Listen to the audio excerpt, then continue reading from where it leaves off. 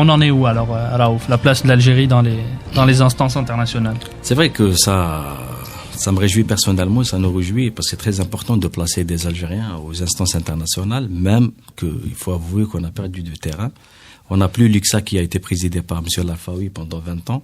Ouais. Pratiquement, on est membre fondateur de cette institution, on l'a perdu. Bon, je peux dire que bêtement, on a perdu cette institution très importante parce que c'est l'organe technique de toute manifestation sportive africaine, surtout les Jeux africains, les Jeux seniors et les Jeux de la jeunesse, parce que c'est les confédérations qui gèrent l'aspect technique, qui sont présidées par l'UXA.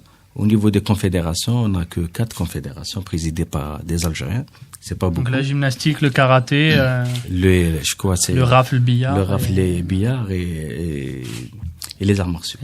Par M. Djouad. Ouais. Et au niveau des fédérations internationales, on n'a pas beaucoup. Dans l'exécutif, on a la voile. On a la 5e confédération, la voile par M. Adbé Mohamed, qui vient de présider cette confédération et qui est membre de l'exécutif au niveau de la fédération internationale, ainsi que M. Zad. Alors, comment ça se passe? Est-ce que tu peux expliquer comment ça se passe brièvement?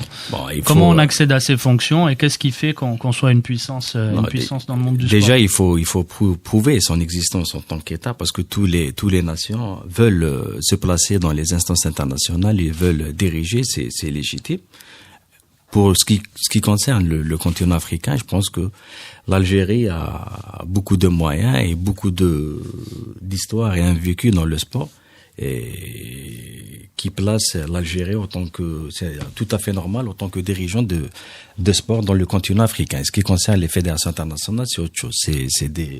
C'est beaucoup de travail diplomatique, c'est des lobbies, il faut travailler, il faut ça avec tous les continents pour pouvoir placer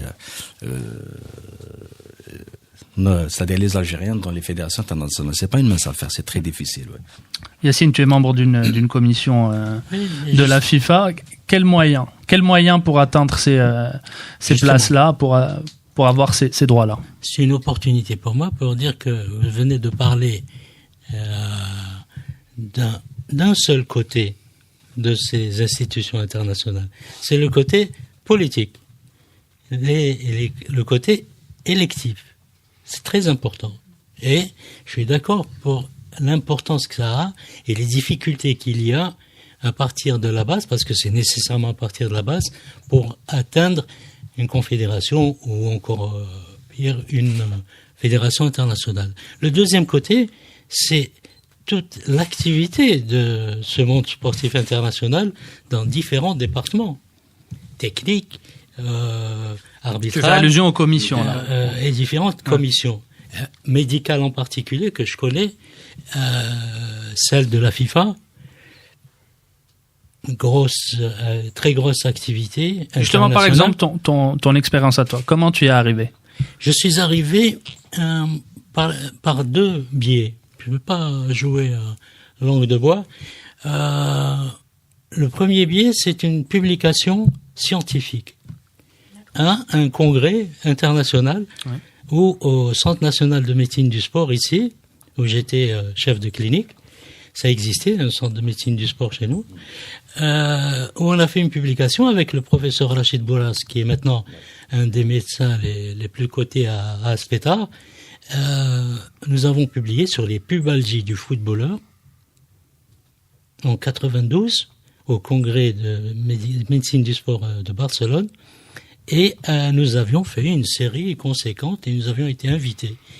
Et 2 ans après, j'étais membre de la commission médicale de la FIFA parce qu'on m'avait remarqué à cette publication. Je ne nie pas que ma filiation n'a pas été un frein. Un frein, parce que en fait, le sport, je suis tombé dedans quand j'étais petit, quoi. Et donc, je connaissais tous les membres tous ces gens qui étaient dans le domaine du sport international. Un troisième point qui n'est pas innocent, nous avions organisé, comme vous le savez, les Jeux méditerranéens en 1975. À Alger. À Alger. J'étais étudiant. J'ai été volontaire, chauffeur, dans les transports. J'ai choisi à dessein, et j'étais chauffeur à la commission de protocole. J'ai connu tout le monde. Et ça a été plus simple ensuite d'être introduit dans ce monde-là, qui, c'est vrai, parfois est difficile à pénétrer. Je suis rentré comme ça à la commission médicale de la FIFA, parrainé par le président Havelange, à l'époque, et j'y suis encore après 22 ans. Ouais. C'est un beau score. Voilà. Amel, en tant qu'athlète, est-ce qu'on y pense à ça ? Pendant qu'on est athlète, est-ce qu'on pense, pourquoi pas, à l'avenir, à essayer de rentrer dans ce monde-là ? Eh ben oui, sachant pour un athlète, quand il fait ça, il se dit à la fin de carrière, ça serait quelque chose d'extraordinaire, directement de s'y mettre dans n'importe quel organisme, que ce soit international ou national, pour représenter l'Algérie dans de différentes orgimlas, c'est-à-dire le représenter autrement et collaborer d'une autre manière.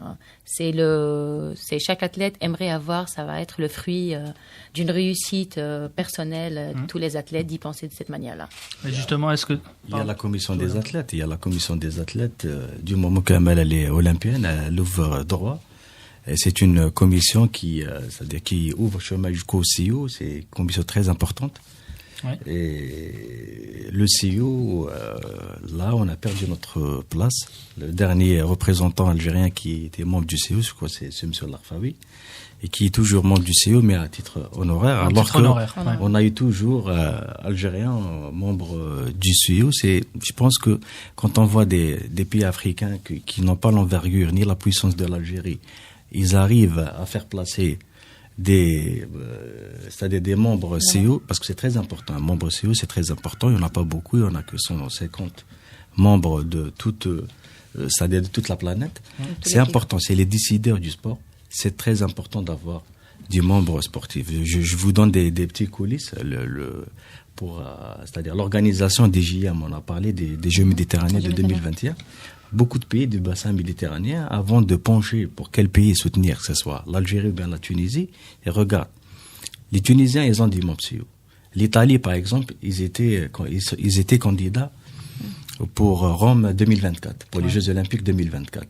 Ils disent est-ce qu'on va soutenir l'Algérie, on va perdre une voix c'est-à-dire pour l'organisation des Jeux Olympiques. C'est des intérêts, c'est des intérêts très grands, c'est des enjeux très importants. Je peux dire même étatiques, c'est des enjeux politiques. Ouais. Et qu'il faudrait pas négliger cet aspect. Les instances internationales, c'est très très important. Nous, je donne le petit exemple et je manipule pas la parole. On a pu faire accéder une jeune médecin, Alaimia Sabrina, à la commission médicale, à 28 de la FIE. De la Fédération internationale. C'était pas du tout facile de la faire intégrer, etc.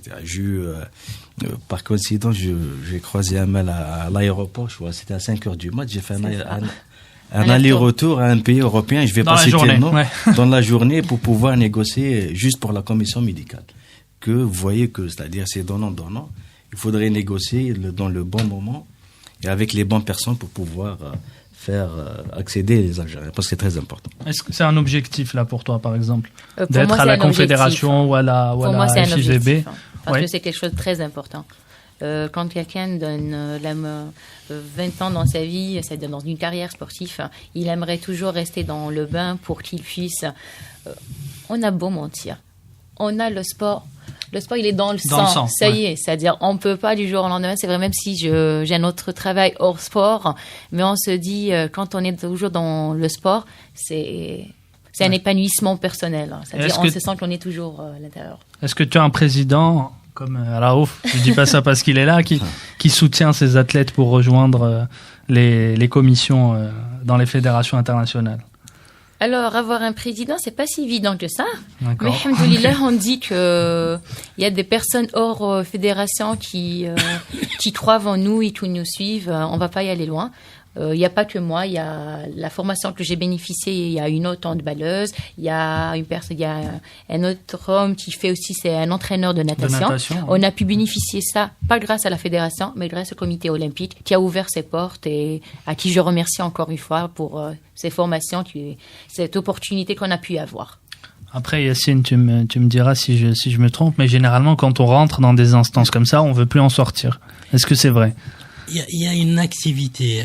Moi, j'avoue que je serais certainement une personne différente si je n'avais pas été à ce niveau. Parce qu'on rencontre d'abord des gens d'un niveau exceptionnel. Oui. On apprend... mon métier, c'est chirurgien orthopédiste. Parce que je me suis tout le temps intéressé au sport et parce qu'on a été une famille où le sport était extrêmement important, même dans la pathologie que j'ai plutôt préférée, c'est la pathologie sportive. Et là, à cette commission médicale, j'ai rencontré les maîtres de ma discipline. Les maîtres mondiaux. Et jamais je n'aurais pensé rêver travailler ou me réunir à la même table qu'avec des gens et des noms que je voyais sur l'encyclopédie. Ouais.